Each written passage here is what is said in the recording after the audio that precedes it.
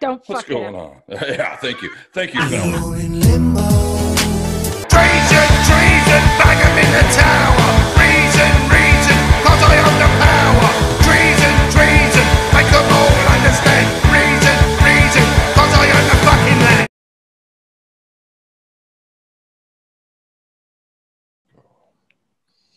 All right, guys. It's Saturday night, and I'm very pleased to welcome Hanna Barakat to the show. How are you doing tonight, Hanna? I'm good. How are you? Doing well, doing well. You are in Texas, is that right? Yes, Austin, Texas. Austin, Texas. Okay, that's cool. Yeah. I'm in And you're in Canada. Ontario. No, Yeah. I'm in No, Saskatchewan. you're in Saskatchewan. That's awesome and so random. And I have a Isn't it? lot of history in Saskatchewan. Do tell. This is crazy, really. My mother's father, my Uh-huh. grandfather, used to own a fishing resort in Saskatoon called Sportsman's Lodge, Oh, and we really? used to go up there every single year and like drive up there from Oklahoma. No Um, doubt. and that's where I got the chicken pox. It's where I saw leeches for the first time. Um, where I ate Red River all the time, and it's like my Wow. favorite hot breakfast Yeah, thing because of that. So yeah, rode Saskatchewan. on a lot of pontoon boats, Yeah, planes, plains. pontoon plane boats, Northern planes with boats. Yeah, way up North Saskatchewan then, right? Would that be way north if you have to use those to get in and out? That's like, I you're think way up so. there. I was a wee little person. Yeah, So, and I haven't been as an adult. So no. I'm not really sure. I, Because once I, it changed hands, mhm, I don't know how it's doing yeah, anymore. I don't know. Well, I'm 2 hours from Saskatoon, so that's cool. Okay. That's sweet. I doubt anything's changed in this province since you've been here last. I don't know. I lived in Ontario, in Ottawa for like over 3 years. Oh, really? Yeah, I actually got married in Ottawa at the city Oh, hall. really? That's Yeah, interesting. weird connections with Canada. I do love it Yeah. there. How did you end up in Ottawa for 3 years? What were you doing up there? I chased my boyfriend, Mhm. who's now my husband. That's um, awesome. yeah, I mean, usually, like if you tell that story, it's like that was really creepy. But That's then kind you of find disturbing, out but that like we're together oh, and we've been okay. together for 10 years. So it's like, oh, okay, good. That's Yeah. weird, but good. True love does exist. Yeah. Yeah. Good for you. But That's yeah, we got awesome. married at City Hall in Ottawa, and we have a lot of friends and family there, and I used to perform there and have a lot of musical family there. Yeah. Well, that's awesome. That's cool. Little Canadian connection. I like that. Yeah. I like that. So I guess when did you first get your start doing this music thing? Like professionally or Yeah. just like Well, just in music is the general. thing? I think music is the thing. Just So what did you when you were a kid, you heard some music play and you thought, damn it, I want to do this. I don't know what music started it. Hmm. My dad used to listen to like really traditional Arabic music and then Okay. really 90s, like whatever was on the radio. And I didn't really love that stuff, but I have been singing since I was born. Yeah. I used to like take my Barbies on tour around the house Hmm. and like perform and like sing in the corner. And like at one point I had like a tour bus and a Barbie that had a guitar. And I was like, this is what I do now. And, but I tried to take it seriously after a while. When I was in high school, I did music. I studied music to prepare for college. And I also did like choir and musical theater and all those things. Okay. And I ended up getting into Berklee College of Music in Boston. And I went there for a little over 3 years. And I have a degree in songwriting from there. Okay. And basically the day after my graduation was my first official fully paid gig that was the start of my actual profession, because I felt like, I don't know, it was kind of like a parting gift from Berklee, because they actually hired me to perform at a faculty event. And Oh, I felt wow. like it was my like, congratulations, you've graduated, here's some money. Not that it helps anything after you go to Berklee, Yeah, I was gonna say, but like, yeah. go off into the world. Yeah. Yeah. So all of that being said, about 10 years. Well, 10 years. Okay. That's awesome. Well, that's great. Yeah, I've been listening to Siren a lot, and Oh yeah. that is one hell of an album you got there, lady. Holy shit. Thank you. That's so awesome. It's Thank you. great. No, it's serious. Like seriously, like I don't just blow smoke up people's asses on here. Like I enjoy the music a lot for sure. Like That's awesome. I think my favorite song, like I like Into the Night. That's a great one, but I really love Leave a Light On. Really? That's your jam? That's my fucking jam. That makes me really happy. That's awesome. I like because I listened to the album version, but what I love is the just you and your acoustic version that you got on YouTube. Oh yeah. That's crazy. Those were the baby days. That was the That was whenever, like, I had just written that song, and even the Seriously. bridge section of the song is different because I hadn't thought fully developed it. I was listening. I was like, okay, now, that's different. I see. Okay. Yeah, like it just, I don't know. I just hadn't had a chance to really like get into it yet, so it hadn't morphed into the full form yet. But that, those were the bones. Yeah. Yeah, that's awesome. That is crazy. Like I don't know. I don't know how you sing like you do, but hell yeah, you keep it up. I practice a lot. Yeah. Well, I mean, there's that. Yeah, for sure. Like a lot. Like a lot. How much you practice in a day? You practice every day, I take it, so you don't screw up. I don't practice every day, but No. we have band rehearsal once or twice a week, usually around 4 hours each time. And Holy then shit. whenever we're not in the middle of an apocalypse, sorry, pandemic. Which is sorry. rare. Which is Pandemic. rare nowadays. It's a pandemic.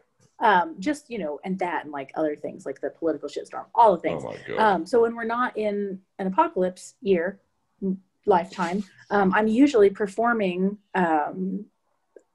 somewhere between like 3 and 5 times a week. Wow. Usually. So, and some of the gigs are solo. Mhm. I do private events. Yeah. And then some of the gigs are full band. So between those two things that I do, I'm usually playing somewhere around like 18, 20 hours A week.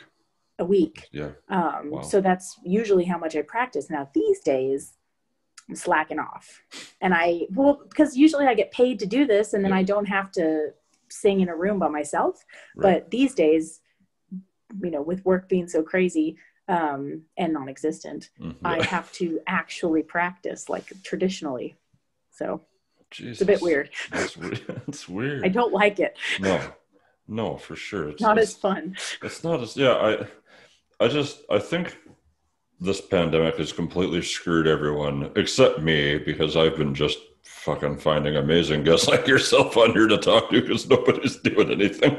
But I feel bad for the musicians most of all, because that's your guys' livelihood. That's what you bust your ass as it is without a pandemic to try to, piece together a living doing it. And then you throw in, you can't, like, I don't know, what are some ways you're just keeping the boat afloat going with this music thing without being able to play gigs? Like, are you doing the live stream route and shit like that?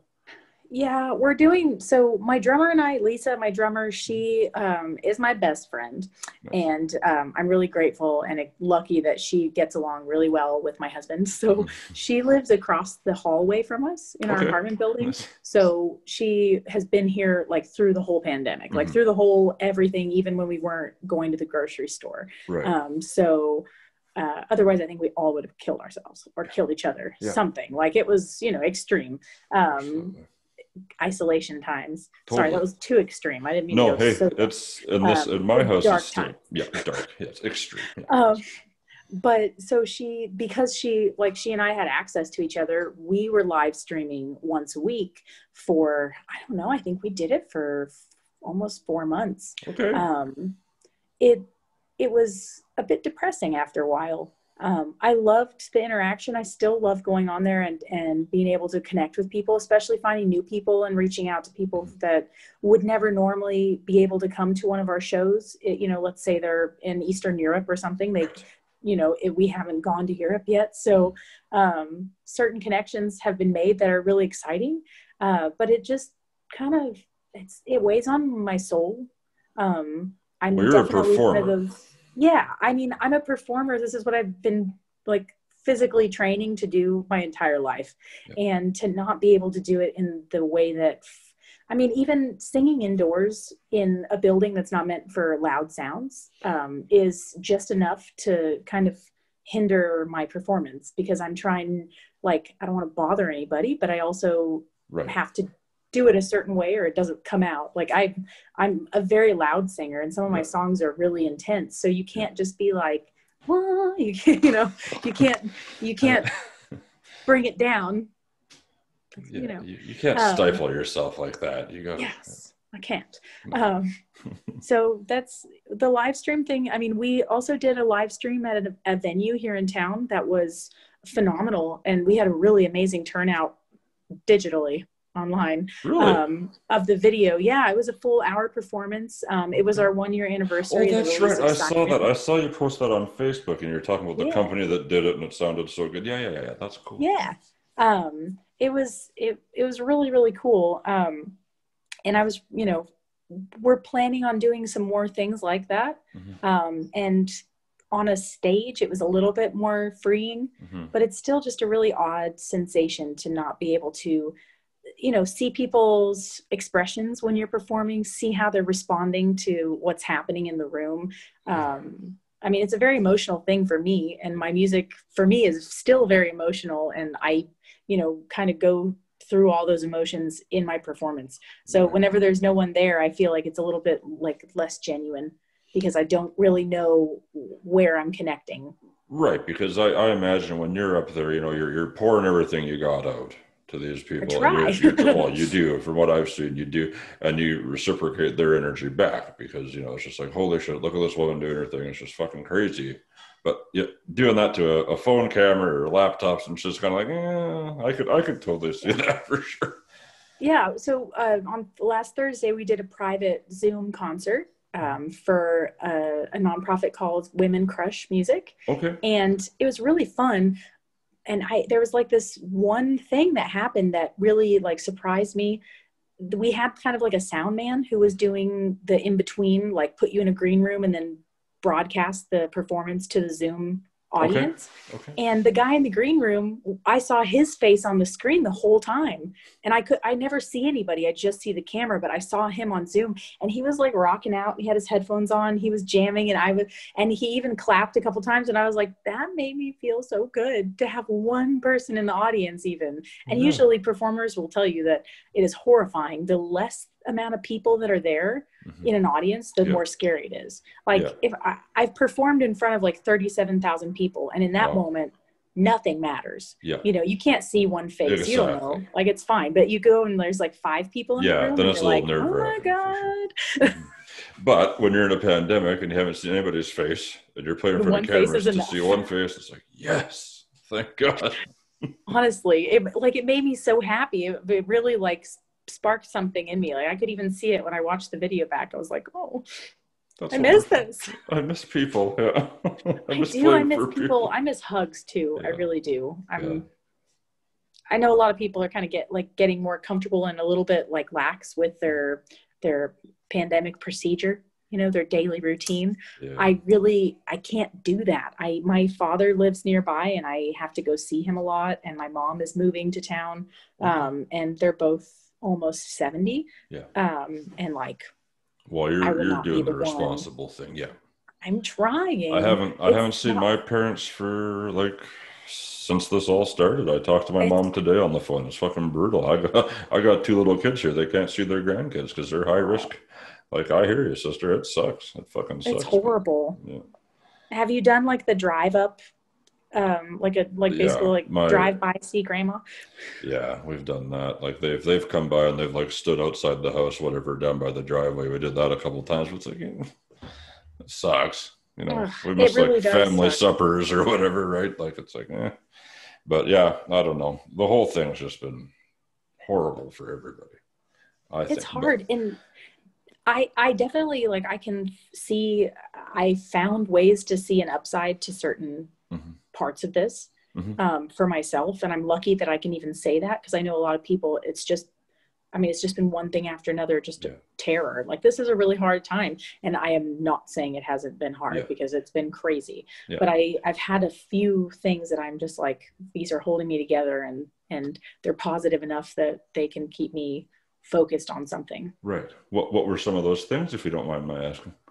The biggest thing for me, I started hiking every day with Lisa. We go out on the trail. Like we even have like hiking backpacks that we have like hydro packs, 2-liter jugs of water on our back. And we go sometimes like 8-9 miles. Nice. So it takes like 3 hours every day. And we go out in the woods and like get dirty and like kick rocks and, like see deer and almost die from seeing snakes and, like all kinds of things that I've played gigs outdoors where I see kids like playing with rocks and like rubbing dirt all over their face. And I'm always like, I forgot what it feels like to be a kid. Cause like, you didn't care about that stuff. You didn't, you have kids. That is all they want to do. That's all they want to do. But that's an amazing sensation. So it's nice to go out in nature and it's nice to see things and see different birds and hear different sounds and just get fresh air. There's a kind of bird here. I'm a bird friendly person. I really like, especially like the larger birds like hawks and eagles and stuff like that. There's a bird out here that I cannot figure out what it is. And until I do, I can't stop walking because I'm like, you're going to find it. Yeah. I have been looking it up online. I cannot figure it out. There's like 10 of them out there and they are all friends. They're all friends. So are they huge? How big are birds? No, they're huge. So they look like a cross between an eagle and a buzzard because they have an eagle shaped body, but their neck is longer than normal. And they're mostly dark black and dark brown. And they have white in the middle of their wings. And then they have a little bit of white around their neck, just enough to confuse you. But I cannot. And they're very loud. And they live, like they huddle together in trees in this one area that we go to. And I can't get to where they are without walking through snake territory. Yeah, you don't. So I don't walk over there. No. But I can see it, and it's driving me nuts. But these are the things that have come up in my life. Right? It was like I have to figure out what this bird is. Damn it, I will. Yeah. I can't even get close enough to take a picture and like send it out to the masses. Be like, someone help! What is this?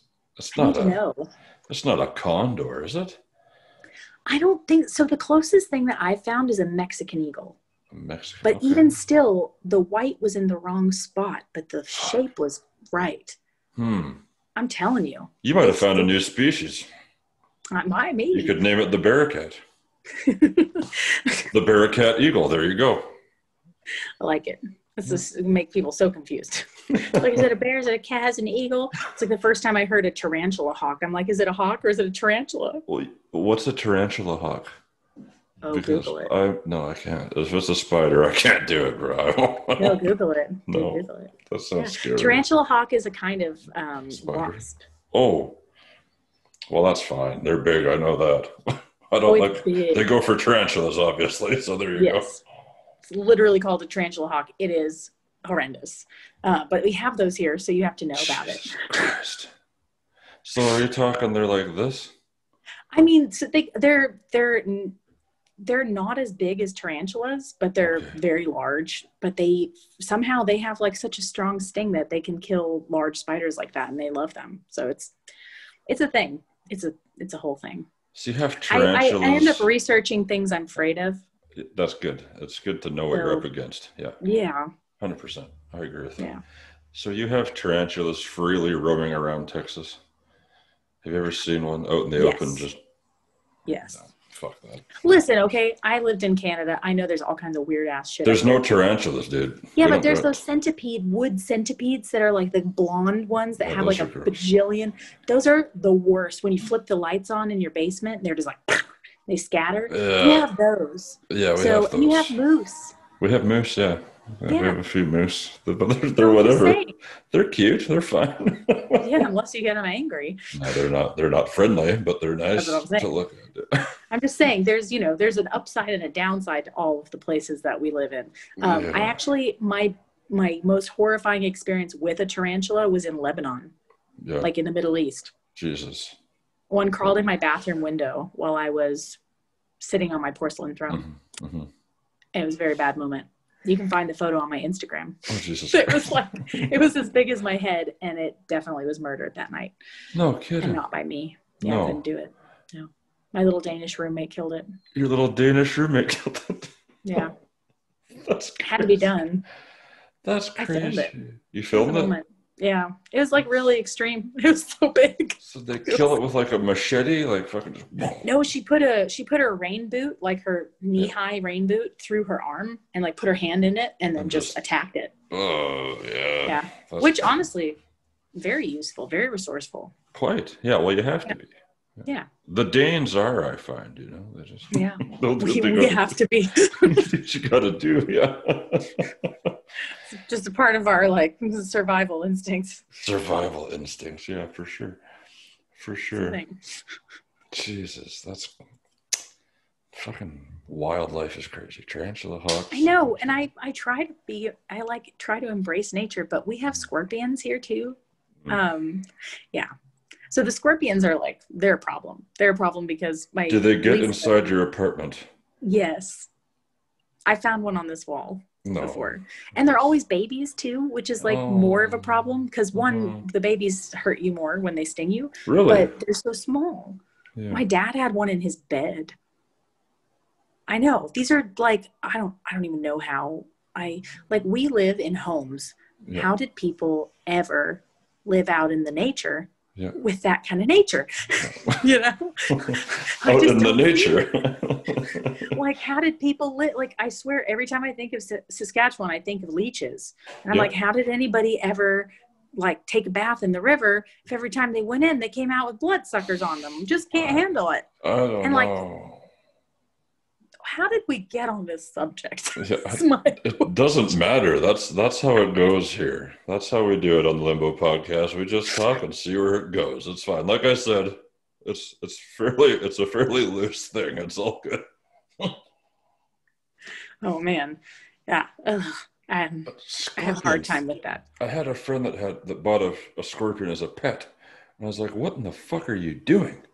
Why would you willingly want a scorpion?" He called it Garth, which I thought was hilarious, but terrifying.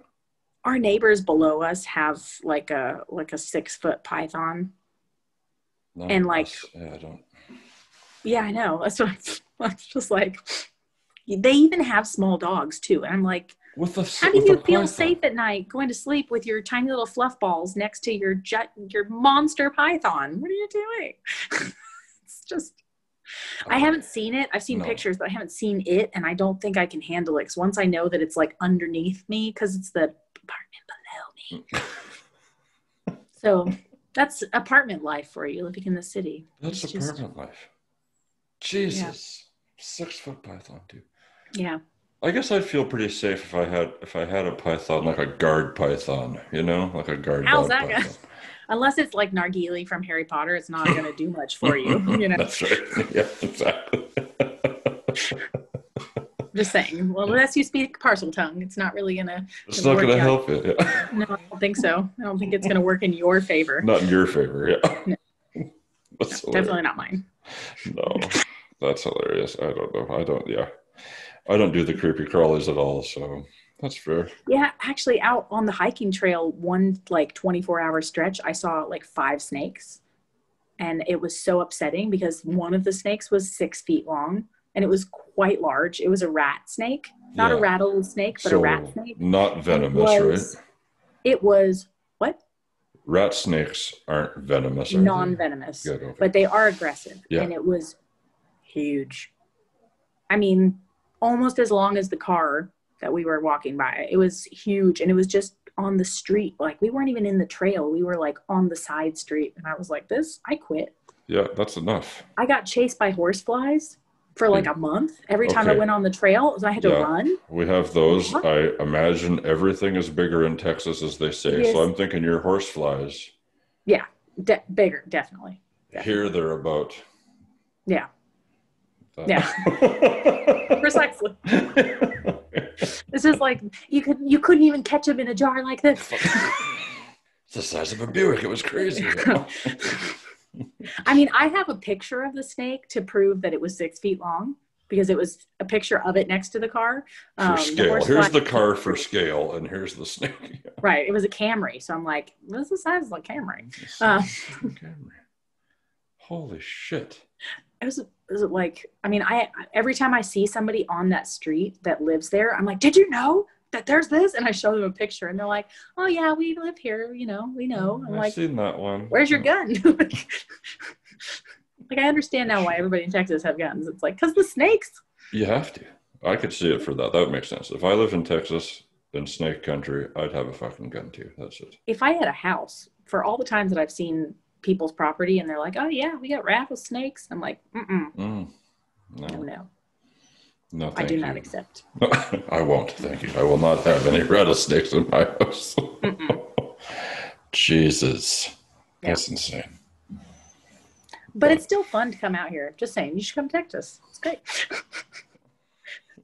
You just have to be vigilant. Just have to keep your head on a swivel at all times. Don't touch the snakes. They're fine. The cockroaches fly. They're like this big. It's just, Flying. Okay, I was talking to another band on Curtain Call on Thursday. Anything But Human, and they're They're in Dallas. They're in Dallas. That's right. Yeah, and they're like, I was talking to Joel and Ryan, and they're like, they just like stopped talking. They're like looking at each other, and I was like, what's that? Oh, sorry. Like this huge fucking cockroach just walked by. I was like, oh my God. Where were they? Outside? They were in their jam space. So one must have gotten in or something. I was like, eugh. Something to get on the other creepy crawler things. On the trail, we have an obscene amount of grasshoppers, and they sound like rattlesnakes, and they bump into you, and they'll like bounce into your face. Yeah. They're large, like they're like really big, but they just bounce all over the place. But there's a certain time of year where a plague of crickets comes out of the sewers, and they are in every building. Like if you go to the grocery store, there's crickets. You can hear them everywhere. You go into a Guitar Center, there's crickets everywhere. You like walk down the street, you crunch them by accident. Like I don't understand it, but it's like a thing that they even say they have to sometimes shut down schools and like fumigate because there's so many crickets. There's so many crickets. Holy I'm telling you, like the world is weird. These are they black things people ones? adapt to too. Yeah, I guess. Yeah. Well, fuck it. We'll just shut everything down and kill them all. Then we'll get back to it. Like, are they like the black crickets or are they albino crickets? Because I've seen albino crickets, and those are fucking gross. Gross. I've never seen an albino cricket, but speaking of squirrels in Canada, squirrels squirrels in Ontario were black. What color are your squirrels? Like brown. Just they regular. Are brown? Yeah. Really? Mm-hmm. Okay, because we've got brown squirrels here too. Mm-hmm. But in Ottawa, all the squirrels were black. Like solid black. And I was so confused. They do not look like normal squirrels. No, they look like... Do you know what I'm talking about? Yeah, I know what you're talking about. They almost look like a skunk then. Yeah, they have like a different shaped nose. What the hell? I'm gonna have to Google it and see exactly. You're gonna have to look it up because that was like my husband's from Lebanon. He doesn't really see squirrels. Yeah. So like when we were in Canada, he saw black squirrels and he was like, "Oh yeah, like that's what squirrels are." And then we got to Texas and they were all like brown and like blondish colored. Yeah. He was like, "What is this?" And I'm like, those are what normal squirrels look like. Those aren't the East Coast squirrels. I don't know what those squirrels were. Oh, Jesus. It was confusing. Gothic squirrels? They're squirrels that have seen some shit. Like they're just so sad they turned black. They lost all hope. I don't know. Well, I thought that would be the ones down here. The ones in Canada are like, we're free. You're free. Thank God. Yeah, I don't know. The squirrels are funny. I love squirrels. Yeah, well, come on back. That's fine. I mean, we'll have to come visit soon. Back to Ottawa. All the families up there. Yeah, all your families up there. Well, whenever they open the border, I guess you can still fly in, can't you? I'm really not sure. I think that is only like you have to have like written approval first, I think. Like you're either flying there for personal or business reasons and you have to have like a valid holy shit. Like a family waiver kind of. Things are really weird. I don't think people realize if they're not normally travelers, like I've traveled a lot and I've traveled a lot and I don't think people are really realizing how limited travel is right now, even for Canadian and American citizens. Like, you know, usually our passports get us all over the place. But I don't think people are realizing just how restricted, like, we're not allowed to go to a lot of places right now because of the plague. Not the cricket plague, which will be happening in 2021, just in time. Just wait. Actually, it'll probably be here in November. I think it usually happens like October every year. Yeah. Looking forward to it. You'll have to put it on your Instagram and be like, see? There's always a plague here or something, but it's usually in the, like, insect variety. This time is like the real one. No, it's the real one. Yeah, I don't know. It's just been... I don't know. It wasn't anything I could ever even fathom happening in my lifetime. But my wife called it from the get-go. When all this shit started in Wuhan, she's like, okay, I'll give it like 2 months. It'll be here. And I'm like, okay, honey, like, oh, you're not far off. Yeah. And then she says, it's a pandemic. I was like, they haven't said that word yet. Next day, we're calling it a pandemic now. There you go. I was like, oh my God. Yeah. Honestly, like, this whole situation kind of took me by surprise. Like, I watch the news a lot. I have a lot of friends and family all over the world. So I try to be pretty vigilant about, like, just kind of checking in, like, okay, no, you know, nothing crazy is happening here. Everybody's okay over here. Turkey's not on fire. Lebanon's okay. Like, you know, it's kind of just how I am. And even still, like, I kind of felt when everything shut down was at the peak of our busy season. And March, South by Southwest, all these things that we had going on. And I was so bullheaded and so, I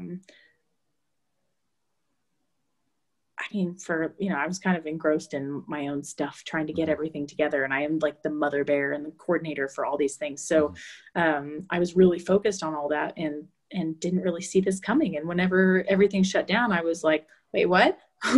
What did I miss? What's going on? What's happening? Like, I kind of knew a little bit here and there, and I was hearing stuff and I was like, okay, this sounds weird. I don't really know, but it just kind of surprised me. And now I'm like jaws on the floor all the time. Just what?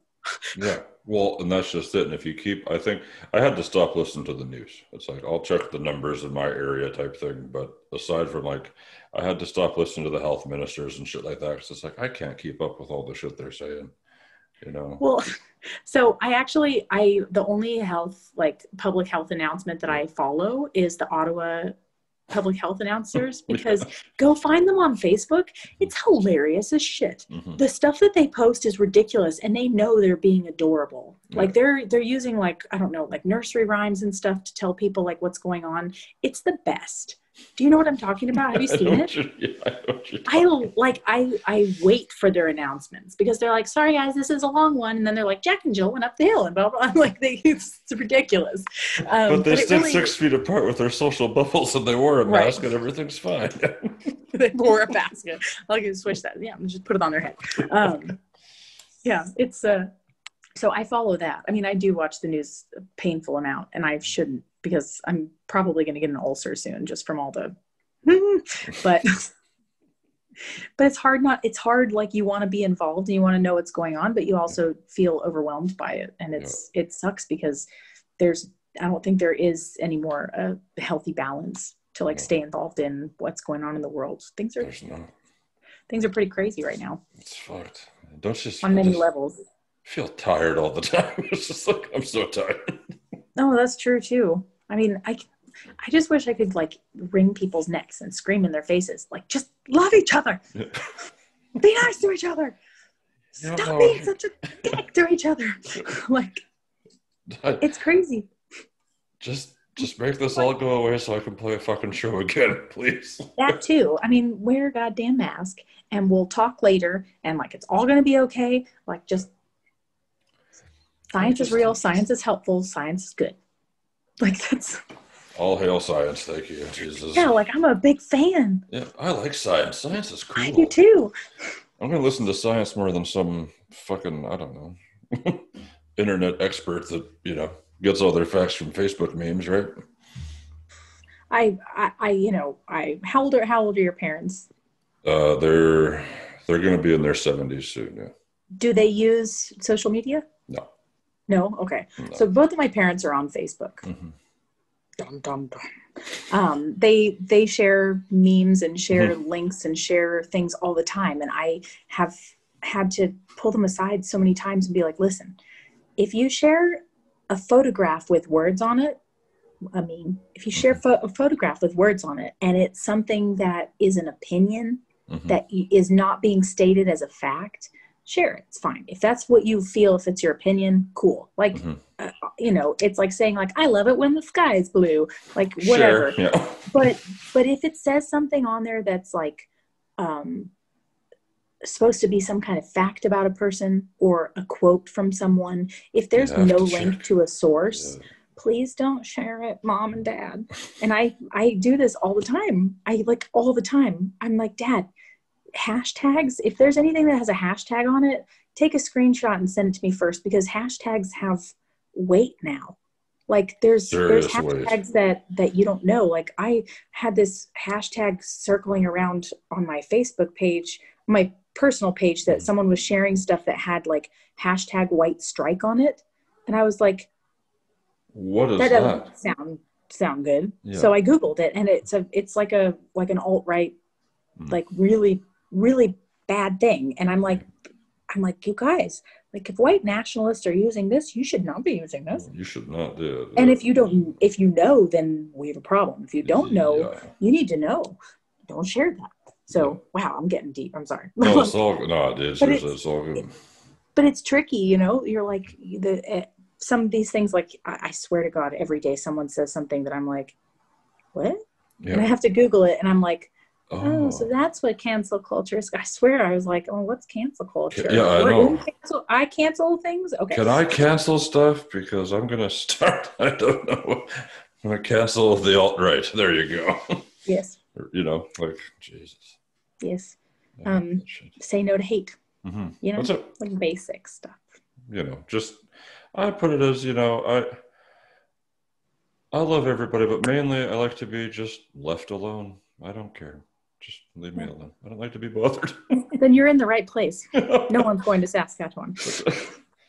So one of the first words I ever taught my husband of Canada, like before he went to Canada, because we met in Lebanon, and I told him, and he like trained to say Saskatoon, Saskatchewan. Saskatoon, Saskatchewan. That was my fault. I did that to him. That was your fault. So if I'm like, Blue, what's Canada? He's like, Saskatoon, Saskatchewan. There you go. That's awesome. And then there's Canada. And that's annoying because in Lebanon, they say Canada and they say Canada. And there's a place in Ontario called Canada. Canada with a K, yes. Yeah.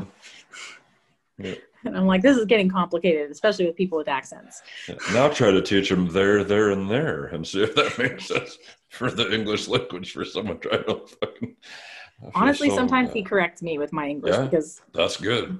Well, because it gets complicated, you translate things in your head, and I always say like shut the light or close the light. That's not how you say turn off the light. No, but I can't help myself. Shut the light. Shut the light, open the light. Like these are not things but in Arabic, that's how they say it. They say open the light and shut the light. And I'm like, fuck it. Fair enough. Yeah. Yeah, man. There's just so many things. It's gotta be so confusing to try to learn English with the grammar, or not the grammar, but like the there, you, your, you are. Honestly, do you speak French? No. No. Did you learn any language in school? Yeah, we learned French in school a little bit. I only know the foods in French. That's fair. That's all you need, really. So. Anyways, Quebecois French is not French. So, like not French, like not Parisian French. It is a very different. Is it kind of like has a different ambiance. Uglier French? Would you say it's like there's like Street Fighter French, and then there's classy French. Now listen, I love my Canadians. I'm not going to badmouth anybody. You can if you like. I like to talk shit to people on this thing. There's just a little bit of like quack quack quack. And Parisian French is very like flow, like it flows really nice, and it's like kind of gentle, and I mean it can be aggressive, but like it's really, I just find it really funny. I'm just like quack quack quack quack. They're like little ducks. Yeah. It's cute. Little French ducks, yeah. Yeah, like But then broken the ducks, but Quebecois ducks. French is so angry sounding to me. It's aggressive, but it's also like, I don't know. It reminds me of like if my grandmother from Oklahoma learned French. Oh, yeah. Yeah, I could see that. That makes sense. That's a perfect That's analogy. because she used to say, like, I went with her to Mexico when I was a little kid, and she said, grassy ass for gracias. But she said grassy ass. And I was like, my like 5-year-old self was like, Grandma, You said ass. Yeah. What do you yeah, do? exactly. And everyone just looks at her like, what? Like, grassy ass. Like, it's not. No, That's not how it goes. It's that's not. not. I think that's wrong, Grandma. But bless you. Yeah, it was cute. It was at least a good memory for me. Yeah, no kidding. That's hilarious. That's so funny. Grassy ass. Yeah. So Quebecois for me is a little bit like that, but I do like it. It's just my husband speaks French fluently, and he could speak French to them, but they would speak back, and he was like, What are you saying? Yeah. Pourquoi? Yeah. That's hilarious. So I don't even know. I live in Canada, and I don't know how far like Quebec is from Ottawa. Isn't it like a 2-hour train ride or some shit? I imagine. I mean, Quebec City is like a 6-hour. Oh, well, fuck. There you go. Quebec City is like, I think it's like 5 or 6 hours Okay. by car. Montreal is only like 2 hours. Okay. And like Hull is 25 feet over the bridge. Oh, okay. Like Hull Gatineau. Yeah. Um, God, no. And then my buddy used to live here, and he moved to Trois-Rivières, Quebec, or Ottawa. Ontario? I don't know. Ontario? Or is it? It's Ontario. He said he's like not far from Ottawa. So I'm like, is it like a ferry situation, or what exactly is happening? Yeah, he's probably on the Quebec side. Like, I don't really know anything on the other side. Shit about it. Yeah, I go west. I know the west side. I don't do east. Yeah. Well, I mean, so I have a lot of musician friends in Ottawa, and my husband's sisters live there. His nieces live there. We have like a lot of family connection there, but the musicians there are amazing. And that's kind of where I went through my boot camp to be able to perform, because my first gigs there were like, they're like, oh yeah, you play for 3 hours, play for 4 hours, bring your own PA system, and you know, Godspeed. And I did it. I mean, it took forever. But I worked it up, and the community of musicians there also, they work really closely together. And I think that that's an amazing feature that not enough people do. And I try to, I'm try to emulate that within your own scene there in Austin. Like, yeah, I mean, I try. So I do cover music and I do original music, and the cover music is what usually, like, is private events or weddings, birthday parties, things like that, corporate stuff. And, you know, these gigs, it helps to talk to people to know, what are you charging? What are you doing? Like, how are you getting this? These strategies and these things that you're doing to book these gigs it shouldn't be a secret. It should be common knowledge, so that, one, you can help each other out, but two, if one person's getting $200 for an hour and another person's getting $50 for an hour, they should know at least. And I'm not saying like broadcast it on like a plaque outside, but I think that it's good to talk about these things and to make sure people are being treated fairly in a sense, but also just so that they know, so that they don't undercut themselves. I get underbid by a lot of people whenever I'm working, and I get really upset because I'm not asking an extreme. I quote for my services like I think very appropriately for my skill level. And so when someone quotes much lower, whether they're skilled or not, they're still harming the situation. And so, I mean, I learned those kinds of sharing techniques in Ottawa because I booked a show and I was like, hey, and I got one of my musician friends to come play it with me. And I was like, hey, I have this gig and here's how much they're paying. And they're like, Hannah, you didn't say yes. And I was like, yeah, I did.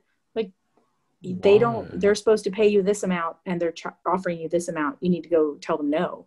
I'm like, I already said yes. And they're like, it doesn't matter. You need to tell them no. because we've been working here for decades trying to make sure that everybody gets paid equally and gets paid fairly. And you're new, you didn't know, you said yes. I'm like, Okay. So then by you saying yes, that perpetuates everything they're trying to work against at that point. yeah. Well, I mean, because if younger people come in, like I was the youngest, I was like a baby when I came in there. I was barely like 21. And I was like, let's do this. I'll take whatever I can get. Just, and just stoked to play. Like, there's nothing wrong with that. Like, I used to do shows and shit like that too, but I'd just take whatever. You never get money for it, not local shows. Well, I mean, not here, anyways. In Ottawa, every one of my musician friends before the plague were working sometimes more than 7 shows a week. Wow. Myself included. When I was there, I got kicked out once. You got kicked out of Canada. Yeah, kicked out of Canada once. Didn't cross the T's and dot the I's. Yeah. Legally. I'm definitely like the only American that I've ever met that's been kicked out of Canada. But fuck. That's so. But it's okay because I got back in. Yeah. Wasn't gone long. Yeah. And I had to like join the union and like all these things. It was fine. I was very young. I didn't understand all the things. And now I understand that I need to always understand all the things before I do anything, because that was like a really scary situation. But my point is that when I was working there legally, I was performing like 7 nights a week. And if I wasn't doing 7 nights a week, I was doing 7 shows a week. So some of the days would be like 2 or 3 shows in a row. Right. And that each show was like, at that time was like $150 to $250 per show. For sure. That's definitely. And so it's, but that's something that once people share that information with you, you know what you're supposed to ask. And you know that when someone says, oh yeah, we're doing it for $50 or you get a pint of beer. It's like, no, like I don't need your Keith's cider. Yeah, I'm good. I just want the money. Yeah. So yeah, I learned all of that in Ottawa, and I'm really grateful to them. And I don't know if it'd be a fun place to go to right now, but if you do get a chance, hit me up and I'll tell you all the places to go to in the market if they're still there. Because like the place where we had our wedding reception like party at is gone. Oh Jesus! Because of COVID or just? Yeah. It was like the most popular bar on the entrance of the Byward Market. I don't know how, but it closed. I mean, and it had been open for 19 years. Oh, Islander Pub. Yeah. Sure. It's really upsetting. So I'm sure the landscape is gonna change. But I can at least still tell you whose schedules to go look on their websites and try to find where they're playing at. Yeah. Okay, fair enough. I'll take you up on that sometime. It's good stuff. Yeah. Plus, you should go to Parliament at some time. What is wrong with me? You're Canadian. You should go to Parliament at some time, and see the light shows. Oh yeah. Like the summer lights show on Parliament Hill is freaking amazing. Is it? Yeah. Crazy. Plus, whenever they shoot off the fireworks, it looks like Hogwarts. Which is impressive. Yeah. Which is the best. Yeah. There you go. Yeah. It's worth it. Just trust me. I mean, it's always a very long, dragging story that goes along with the lights show, but the lights show's really cool. I'm a big fan. Big fan. You're a big fan of Canada. I am. I have a lot of fond memories there. It was a good time. Yeah. Like 3 a.m. poutine in minus 45 degrees. See, I did that. Thank you. Yeah. A Minus lot of 45. Americans I talk to on here can't fathom the cold temperatures in Canada. I can't fathom it gets to what? honest to God, I have had like my tears freeze on my face. I have pulled my phone out of my pocket and it turned off and instantly. It went ring, ring, and I look at it and it just goes and shuts off. First time that happened, I didn't even comprehend that it was because it was so cold. But it was minus 40. Too cold for electronics, but that's fine. Yeah, I used to cry all the time because I couldn't feel my feet. Yeah. I was a mess. Man. Yeah. It's horrible. Like, that's why I don't live there, because now I of live in that. Texas where snow's not a possibility. There you go. Exactly. Does it snow? See, It you're doesn't catching snow it. in Texas. You're catching it. I mean, I saw it once, and I actually Really? took a picture because there was like a glisten in my hair, like as if snow had fallen, Yeah. but you can't see it, that it's snow. But I was like, there's snow, and I took a picture because it's so rare. What would yeah, happen if it snowed in Texas? People would just like shut their brains. It would just be like, oh my God, what is this? So in northern Texas it does snow sometimes, like In the up near mountains? like Is there mountains Oklahoma. in Texas? Okay. So Texas is so big, I can't tell you the answer to that. I don't know. Right. Probably. I feel like there probably are. There should be. But Yeah. up in the Panhandle, which is like what's touching Oklahoma, there are sections of that get very cold, like near the Arbuckle Mountains. But those are in Oklahoma, so I don't know if anything crosses over. But I mean, I've been there whenever it snows, and everything closes. Like Starbucks will close, like everything will close. They're like it's raining, hard rain, we'll close everything. Like they just don't know what to do with it. I will tell you, we have a lot of hail here. Yeah. And that is exceptional. Well, you're in Tornado Alley, right? Basically, that's the whole thing. Or are you outside of Tornado Alley because you're? Yeah, we're like Tornado Alley. Like, I used to live in Oklahoma. Yeah. That's Tornado Alley. Did you see any? I never saw any. I always saw the aftermath because I would be in a bathtub somewhere hiding. Right. I've been there through a lot of storms, but I've never physically seen a funnel cloud. Like I've never. Yeah. And I'm pretty grateful because I don't think I saw Twister, so that's all I don't you need to right? see it. Yeah, I don't need to see it. I saw one once when I was in like grade 4. It was fucking crazy. Yeah, it was nuts. There? Yeah. Wow.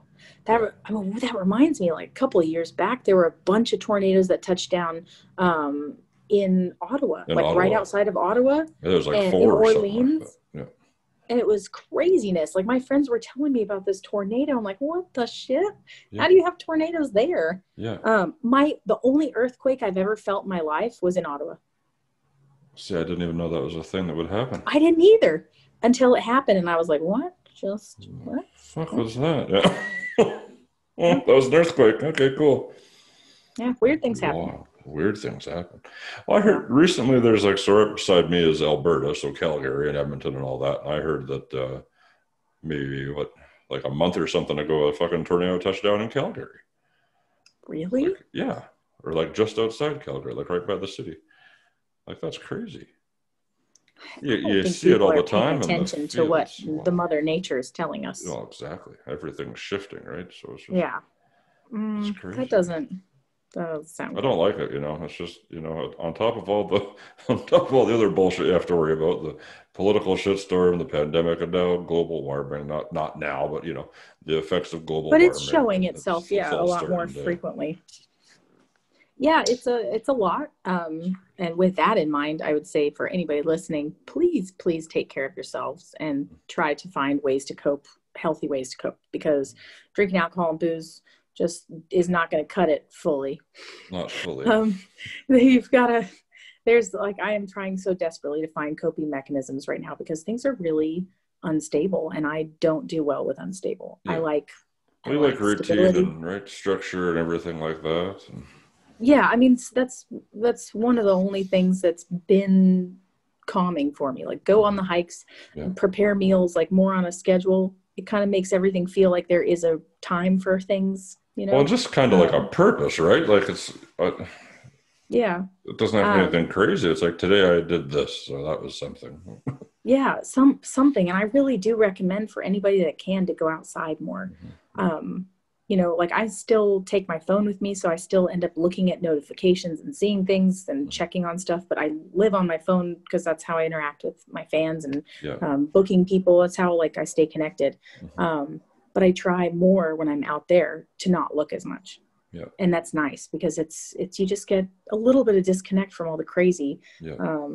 And, I found that there's actually trails right outside where I live. Like literally I can walk to the trail from my home and go into the woods and go for miles. Nice. So, these are hidden little gems. I'm sure everybody's got something like that they can like sneak off and have a little bit of nature to calm themselves. Because if you don't find a way to cope with all this, things are not going to get calmer anytime soon, I don't think. I wish, but like it's not looking good. It's not looking great. So it's not looking great, but we're trying. We're trying anyways. You're right though. I remember the first, well, not the first, but like right when this all started, we were just like locked down because like we got high risk kids, they got asthma and shit like that. So like, well, you better just keep them in from everything. That's what the doctors are saying. Like, okay, fine. But yeah, taking them outside and being like, oh well, fuck, we can do this and we can go outside. It's not such a big deal. Well, it kind of took me a little bit of time to realize that you can just go outside your house. Yeah. Because, like, well, go outside. You never know what the hell they're saying from one thing to the next. Like, well, there's that, but also, I mean, I don't know. Like, I feel like maybe because you have kids, you are a little bit more used to like outdoor activities and taking them to parks and stuff like that. But they did shut down parks and like play areas here quickly. Yeah. But I feel like, and I'm totally projecting, but I feel like you might be a little bit more closer to nature where you are because of the landscape there. But for me, like, I really forgot that, like, I could just go on a walk. Like, my gym closed, and I was like, well, that's it. I'm just going to get fat and sit here and just, like, eat chocolate chip cookies until I die. Like, I was really, like, in a very, like, screw it all kind of fashion. And I forgot that you can just go outside and walk around. Go and, like, that's how we learned the trails was, like, let's go walk that direction.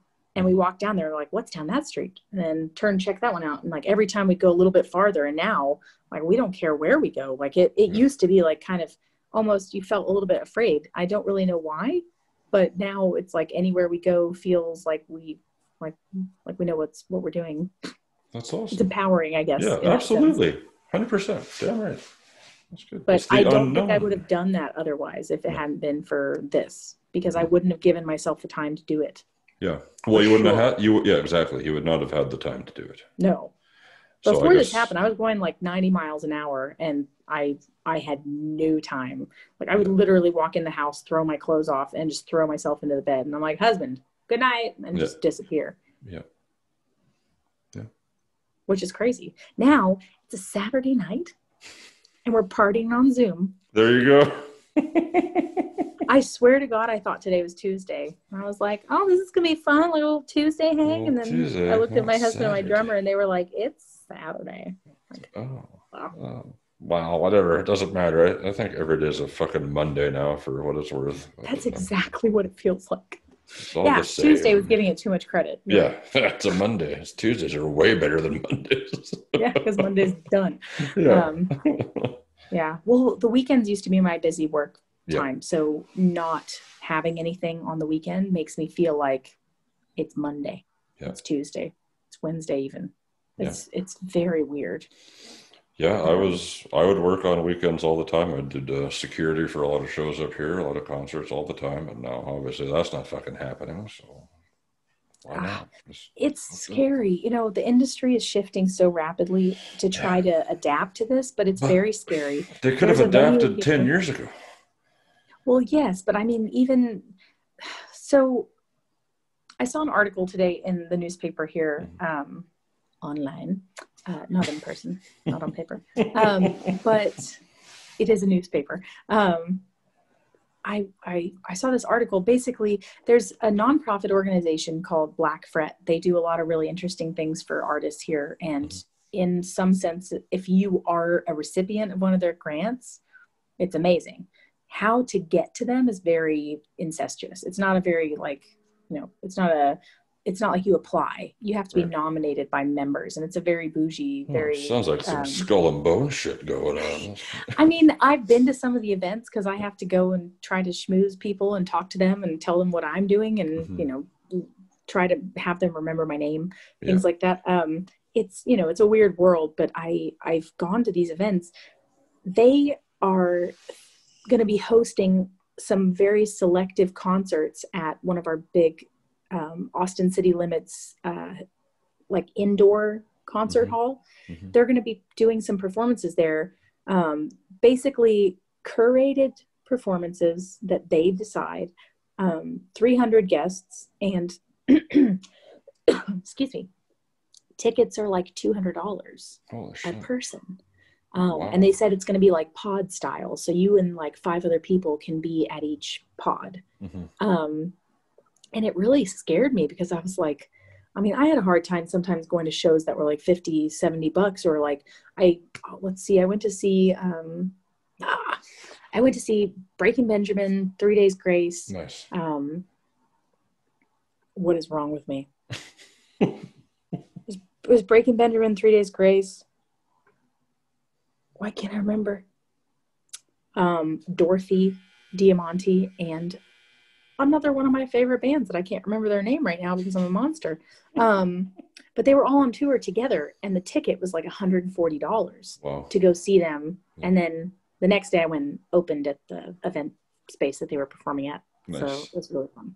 Cool. But the first time when I had to pay for it was still only like $150. And that was to see 5 bands. Yeah. Like 5 huge bands, 3 of which are my like top happy place. Yeah. I do love 3 Days Grace. Yeah. That's fine. It's like, yeah, that's okay. You can have it. I'm a Breaking Benjamin fan. You can have 3 Days of Grace. That's fine. Well, so 3 Days Grace amazed me because those guys are phenomenal performers, and they put on a flawless show 2 nights in a row. And I was lucky to see them perform both nights, and they were impeccable. And honestly, the musicianship on that stage made me so pissed. So I was like, fuck, they're really good. I'm like, damn it. Like Breaking Benjamin were amazing, but they weren't like that. Like I honestly was really. Was this the lineup was their new singer there for 3 Days Grace, or was it their old singer? Their new singer. No, it was the new singer. See, I prefer the old singer. That's my thing. I don't know. Well, honestly, this guy is killer. Yeah. Like I'm telling you, like I'm usually converted when I see a live show. I straight up was like, that's it. I'm a fan. I'm in. It's great. And now listening to their music on the radio, I never really had the same pull, but seeing it in person and seeing how well they did was like fucking right. Cause they put on a really wonderful performance. And actually I saw 3 Days Grace 3 times last year. Wow. I know. Wowzers. That's awesome. I know.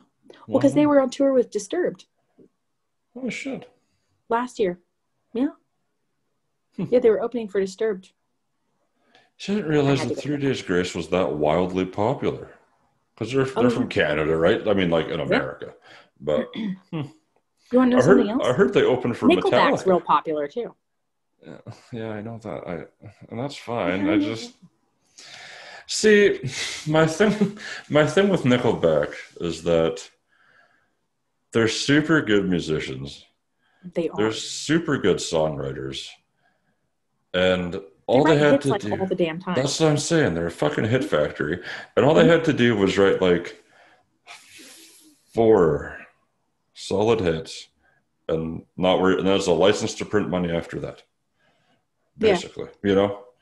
But anybody listening, sell out right off the hop. We're saying that they are the perfect example of what we all want to be, right? Yes. Well, that's what I mean. Everybody hates Nickelback, but I'm saying if you had that Nickelback money, you'd shut your goddamn mouth. That's all. I mean, I'm actually a huge fan of Nickelback for the first 3 records, and then the 4th record I was okay with, and after that I wasn't really into it anymore. I'll give you that. First 3 records were solid. I can jump back to those Leader records of Men anytime. Leader of Men, and I love that song. Hell yeah. Or I can jump on those songs anytime and go running, go work out. Like it makes me happy. It like. I'm like super down. Silver Sides Up is still a good album. Yes. You know, these are very controversial things we're talking about. Like that's fine. I don't give a shit. If I had that Nickelback money, I don't give a fuck. I think that's what I'm saying. Yeah. No, people can hate on shit all they want. You know what? They hate because they're jealous. You know, and it's like that's fine. You can stigmatize the bad, whatever, this and that. At the end of the day, they're sleeping on bags of money, and they're fine. They don't care. Yeah, and they get to keep doing it. Yeah, and that's the biggest thing is that I've the reason why I do different kinds of music. So my original music is my passion. This is what I want to be doing for the rest of my life. In order to do it, I keep doing the other styles of music and the other kinds of performances because they fund everything else. Right. And One they also for keep the my other. chops up, and they also give me inspiration, and they also introduce me to new people and sometimes new patrons. You know, one of my biggest fans that's such an amazing support saw me performing at a liquor store once. Yeah, there you go. Back in the day. Yeah. Like I you know, it was like this big fancy grand opening at a liquor store, and I was playing at the checkout counter. And she saw me, and she, you know, has been following my career ever since. And that's something awesome. that like you don't know where it's going to come from. You don't know who's going to hear you. So any of these opportunities to get in front of people are opportunities to get in front of people. Yeah. You know? Yeah. So it's weird. It's all weird world out there. It is. It's a weird world. I have a funny Nickelback story vicariously through someone else, but you know, remember Kitty, the band Kitty, heavy metal band from Canada. Okay. All female band from Canada. And this was years ago. This is probably 20 years ago now, but I had one of their guitar players, Fallon Bowman, on, and she was telling me that the first time they met Nickelback, they were just like some whatever band, and they were each playing this festival, like a radio station festival in Ontario or something. And Chad Kroger came into the dressing room when they were getting ready to go on. He's like, "Oh, hi, I'm Chad from Nickelback, and we're from Alberta or whatever." And they're like, "Oh, cool." I was like, "Yeah, well, thanks. Maybe we'll see you around." And like later that year, they're at the Junos and they won a Juno and all this and that. It's like, that's pretty good. That's pretty funny. Like, okay, that's Chad, whatever. You know, that's something that I can't presume to like know how it's all going to feel, but I've met a lot of famous musicians, and I've also met a lot of people that I didn't know were famous until after they walked away and someone told me. And people are just people, you know? So you hope that they're the people that you are fond of as performers and that you idolize. You hope that they are as genuine as they, you know, as you feel them from their performances and things like that, and 100%. Interviews and all that stuff. I mean, I'm a terrible liar, so it really helps to like know that I'm usually saying like I'm being honest about myself, because I really don't know how to do like the fibbing thing. I've tried; it's like really bad. But you know, I don't know. Like who was it that I feel like I accidentally met somebody that I was like, what? Like I didn't know who Philip Bailey was from Earth, Wind and Fire. Holy shit. Yeah. And I worked with him for like a whole week, and like it took me like 3 days to figure out who he was. And finally, like when someone like really laid it on, I was like, oh my God. I met Burt Bacharach. That was like, that was absurd. Like I felt very uneducated whenever I was like experiencing these things. I'm like, how am I supposed to know all the people out in the world? There's too many of them. There's so many. How could I possibly? Like there needs to be an app where you can just take a picture of Who them. Are you? Who's this? I'm kidding. We're not supposed to have those. Stats and bad. No, you can't have. No, China bad. I don't know. Can't. Yeah. But yeah. But all that to say is that, you know, hopefully, you know, I'm glad that the story isn't like they were complete dicks and then they went on to get a bunch of Junos. No, they were like, you know, like, hey, we're like nobody. We're just saying hey, and you know. Yeah, loved your set. Bye. Yeah, thanks, Chad. Yeah. See you down the road. Yeah, like you really never know. I mean, I remember when I met I went to see the All American Rejects, who love that band.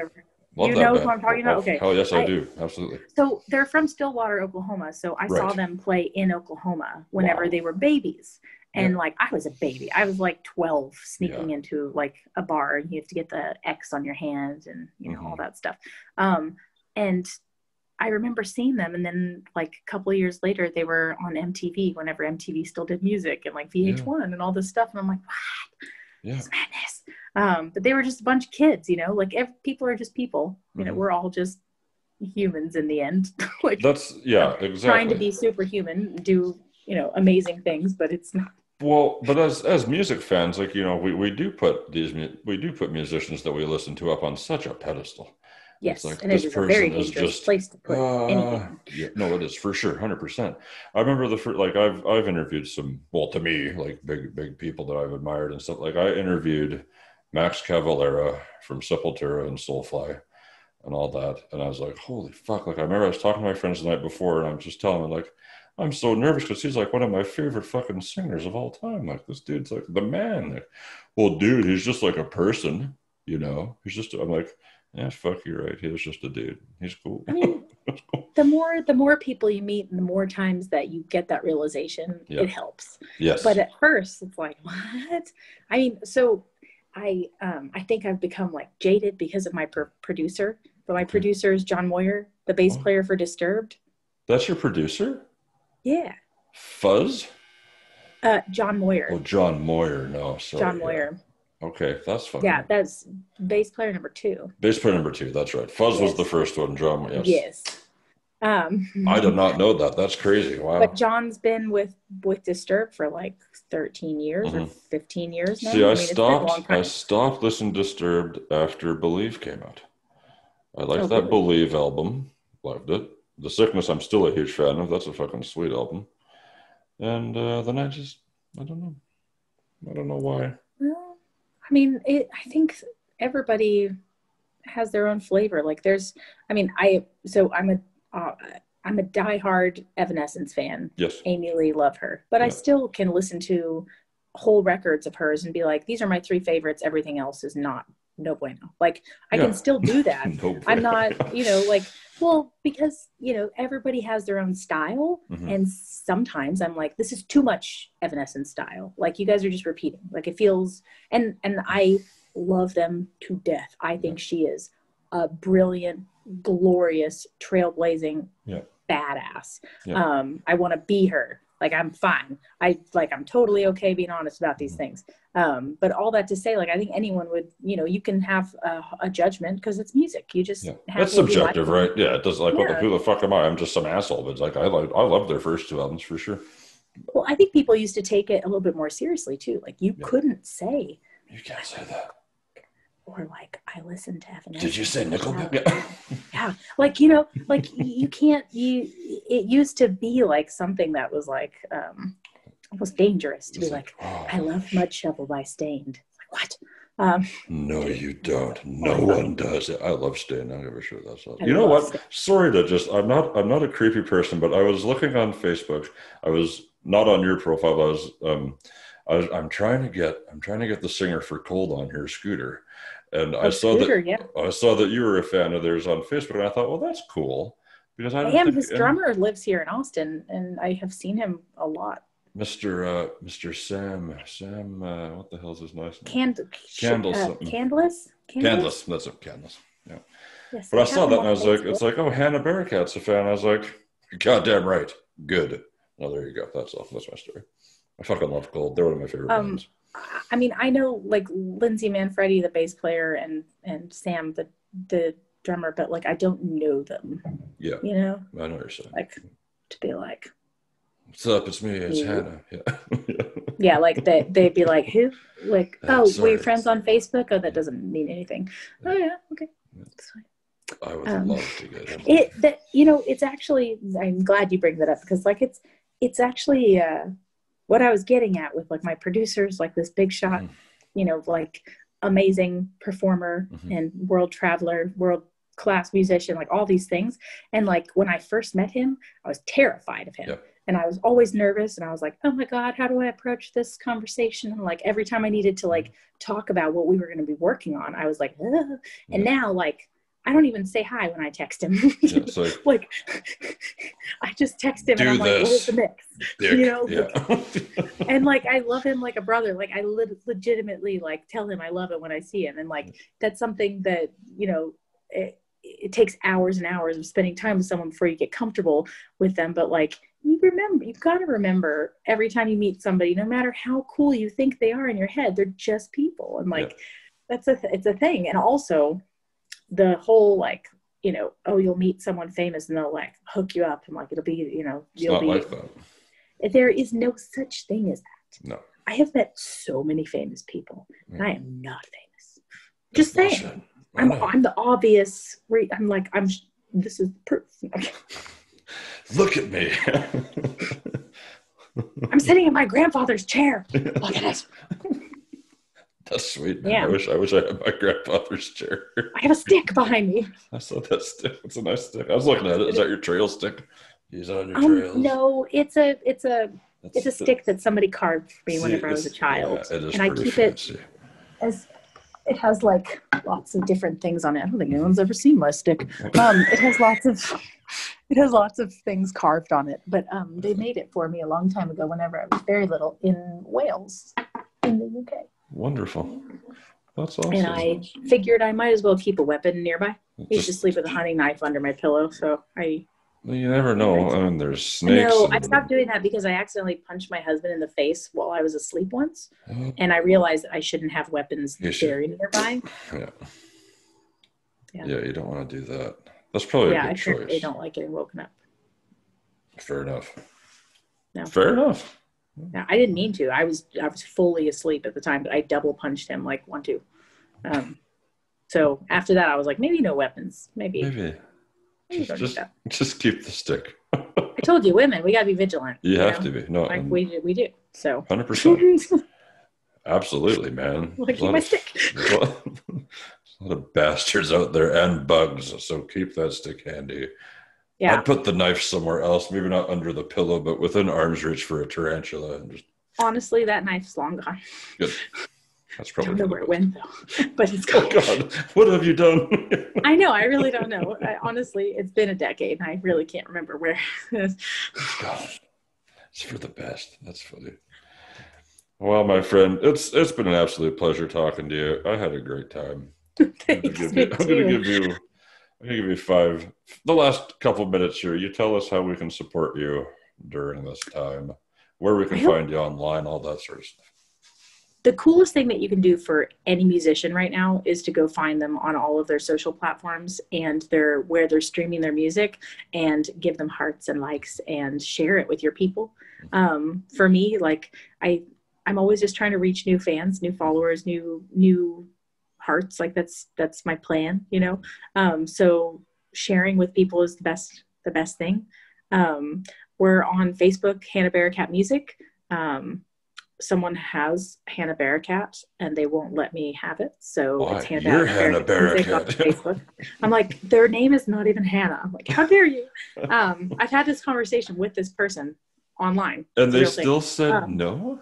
No, I think they think I'm like special and that I should give them a lot of money. You know, they're like, maybe like $2,000 or $3,000 or something. I'm like, I'm not going to buy the Facebook handle buy from my you. fucking name back. Yeah, thank you. Oh, Jesus. Right. I really do get upset. So I'm like, your name is not even Hannah, and you use it. You say it's for business, but you're a stay-at-home mom. I'm like, really upset. Do not harass Hanna Barakat. Okay. Anyways, you can find us Hanna Barakat Music, HANNA BARAKAT, and we're on Spotify and Tidal and every single platform on the musical earth. We are on it.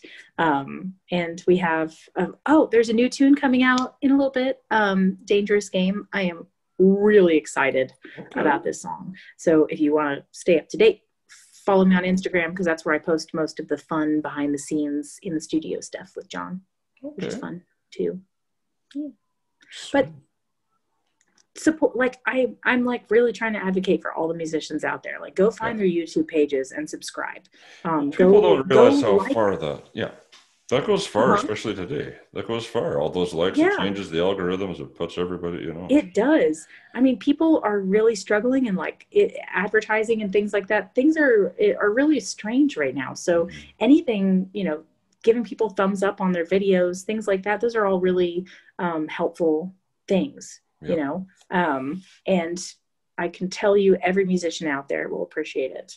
And hopefully they'll respond, you know, if you leave a comment or something like that, because we all feel it. Like, that's, you know, it's our way of staying in touch right now whenever we can't go out and hug fans and talk to them after shows and sell merch. And, you know, like all these things are it's just a different world. So it helps everybody.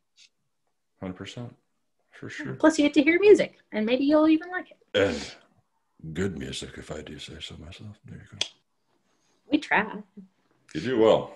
You know, that's what I mean. It's like, That's all I can say for you people is listen to Hanna Barakat, for Christ's sake. You'll actually hear something worthwhile, because there's a lot of music that comes out these days that's just meh to me. But not you, friend. You got it. I appreciate that. That's awesome. Well, this was a pleasure. Yes, for sure. Well, let me know when the new single comes out. I'll talk to. Oh, I will. I'll talk to Kurt and Call. I'll get it from them, but I'll also harass you when it comes out, and I'll play it for you on my shows. Yeah, for sure. That's awesome. Alrighty. Well, you take care. Watch out for bugs. And you too. If you videotape the cricket plague when it happens, I'd love to see. I'll try to keep an eye out for it. The I'm not really aftermath looking of around. everybody running one way, screaming. It's like, I swear the grocery store is the one that will get you. You're just walking around, it's just crickets everywhere. They jump out of the lettuce. No, I don't like it. Okay, all right, that's fine. That's good. Well, sleep in fear, everyone. If you're afraid of crickets, you won't like it. Oh, man. All right, have a good night. You too. Nice to meet you. You take care. Bye. Bye.